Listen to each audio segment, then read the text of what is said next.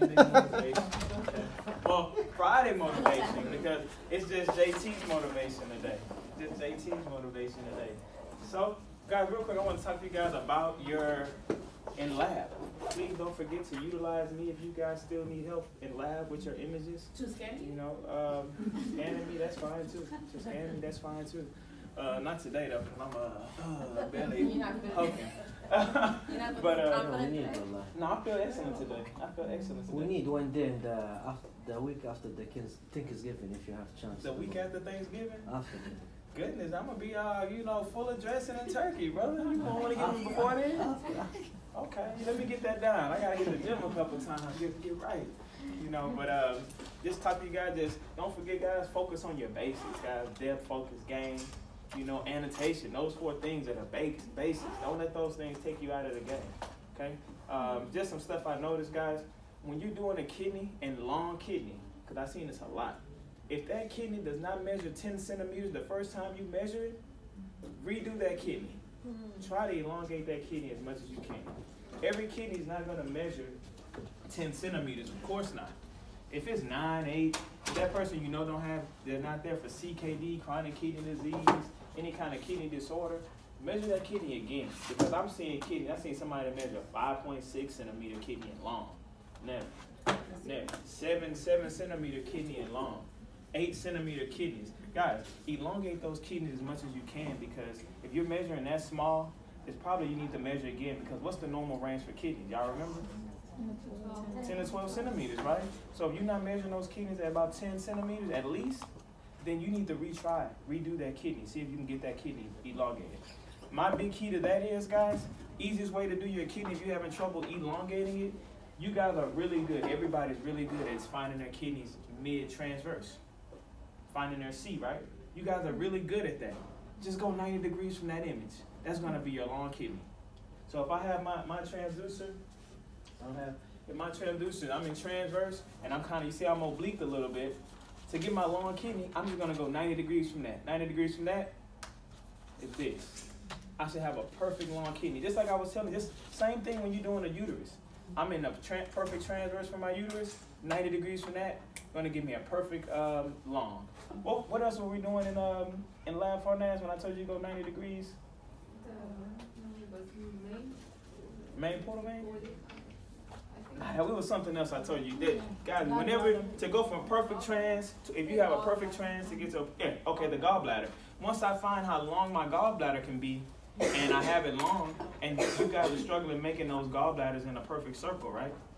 Once you have it perfectly long, then I know I can go 45 degrees from that long image. That's going to give me all circular round images for my gallbladder.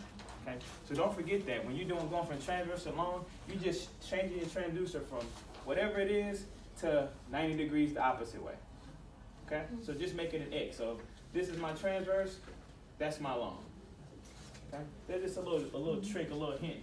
Other than that, I thought you guys did a great job. I see you guys getting a lot better. I'm happy about that, you know. Keep that up, because, you know, you coming into the last semester as a junior. After that, guys, you just kind of take off, and you're going to be, a lot more onus is going to be on you guys. Again, when you were in the summer, you're not going to see me at all, because I won't be in any of your classes. Because you're just going to be writing an exam. But after that, I'm only going to see you guys 2 times a week, because we only meet Tuesday and Thursday. So it goes real fast. I can't believe we're already about to graduate the seniors, because we came in together, and I can't believe my 2 years are coming up here already. So it goes by fast, and you know, when you're a senior, it's a lot more accountability on yourselves. Okay, but good job in the finals, or in the kidney grades I seen. I thought you guys did well, so keep that up. Okay, so thanks to my boy I do have some motivation for it, guys. I hate to bring you down a little bit. I am gonna bring you down on the behest of some of these birthdays, these wonderful birthdays, but you know, it's fitting because you know, it's motivation, right, Sophie? My man.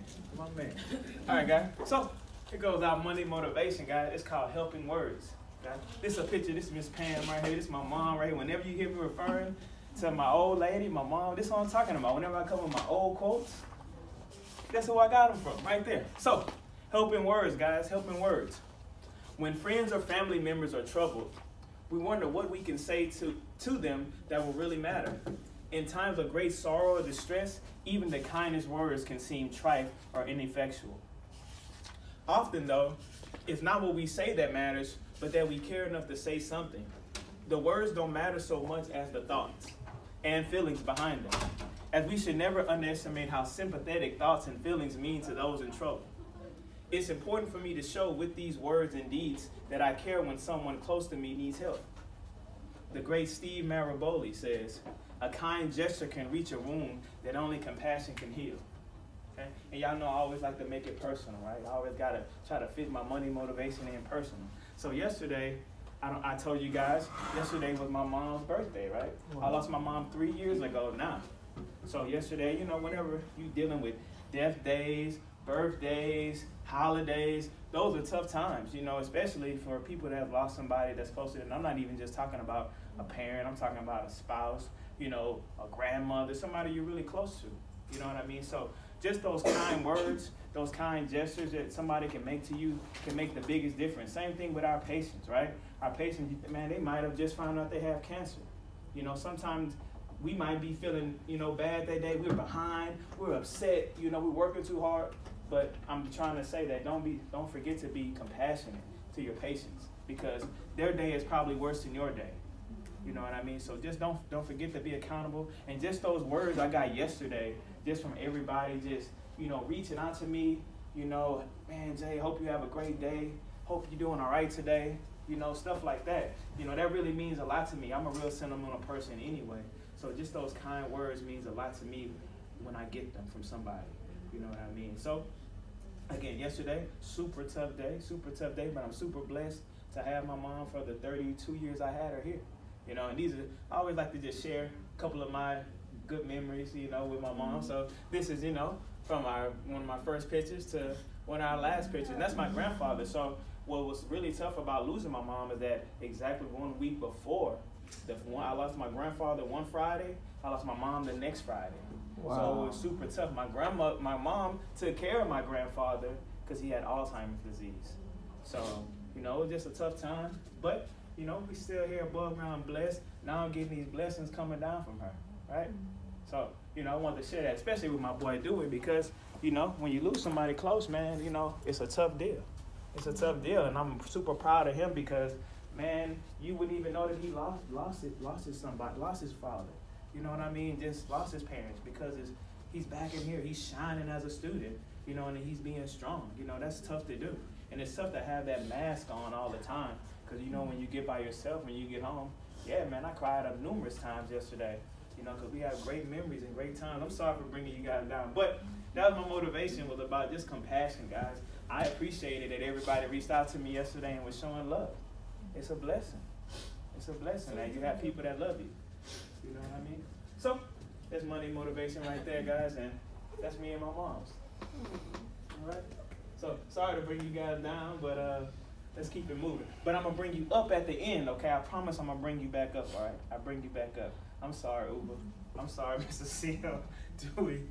But let's get into it, guys. So, I'm glad I saved that one, too, for Friday because, you know, I was trying to find a really good one. Right. Trying to find a really good one, and I thought that, you know, going into the holidays especially, that was relatable for everybody. Okay, so guys, we're kind of talking about come on, let's get there. We are on, I forgot what we're talking about. Finish a vector array. Class vector array, we're done with that, right? Yeah. Okay, we are on, boom, slice thickness and elevational resolution. Guys, we're done with our transducers, right? Again, y'all got my email. I sent you guys the latest email of the whole PowerPoint, or the whole slide. I'm sorry it took me so late. I had to build this one on the fly. 97 slides, 96 slides. It's big. It's a big chapter. It just goes to show how important this chapter is. When I was talking to the seniors, you know, the chapter they told me were the most important was this chapter right here, chapter 12, knowing about these, Doppler, hemodynamics, and artifacts. Those are the chapters that they told me were the most important. And, and the interaction of sound and media, chapter 6.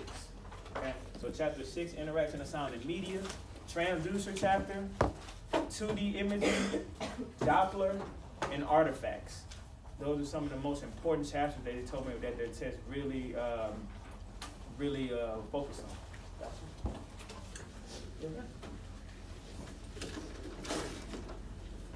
All right. So, guys, slice thickness and elevation of resolution. Now we're adding another resolution to our repertoire, right? We already know about axial resolution, right? Mm-hmm. Axial resolution, which is the minimum distance that two structures aligned parallel to the sound beam can be visualized as separate structures, right? Okay? Remember, that's going to be parallel to the sound beam. That's front to back resolution, right? Front to back resolution. Okay? We already know about lateral resolution. Okay? The minimum distance that two structures can be that are side by side or perpendicular to the sound beam can be represented as individual structures. Okay? That's lateral resolution. Now we're going to add, and we know our mnemonic phrases. Axial resolution is what? Lord, right? Longitudinal, axial, range, radial, depth resolutions. Okay? Lateral, lateral, angular, transverse, azimuthal resolutions. Okay? Slice thickness only has these two: slice thickness and elevational resolution. Okay? I'll use those interchangeably throughout this lecture. So, just looking at this image right here, guys, you can see that it has axial resolution determined by what? Spatial pulse length. Mm-hmm. Spatial pulse length. We got lateral resolution determined by what? Focus. Beam width. Beam width. The width of the beam. The width of the beam. And now we're adding a new one, elevational resolution. And as you can see, it looks very similar to lateral resolution, right?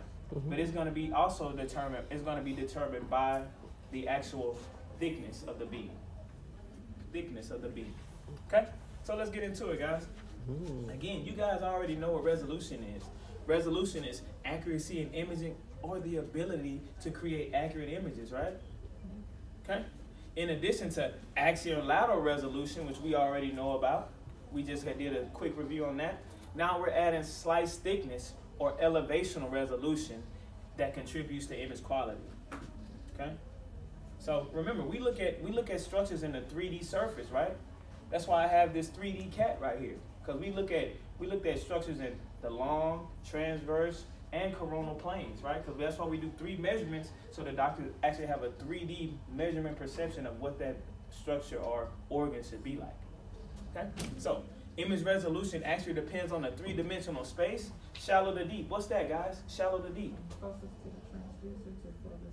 What resolution is that? What resolution focuses on shallow to deep? It's on there too. Say it. Axial resolution, guys. Focuses on shallow to deep. Okay? What resolution focuses on side to side or being perpendicular? Lateral resolution. Okay? Now we're going to talk about what focuses on above and below the scan plane. Okay? Guys, that's going to be elevational resolution right there. Above and below the scan plane. Okay? So, here I just want to look at this diagram real quick, guys. So we know right here, guys, we have, what's azimuthal resolution? Lateral resolution, focusing on the width of the sound beam, right? Now we're going to talk about elevational or slice thickness as a resolution, which is actually focusing on the slice thickness or the height of the sound beam, structured above and below the sound beam. Because beam width is going to be lateral, right? Structured on the side. Okay? Let me get a transducer real quick so I can put it in perspective. Sorry about that.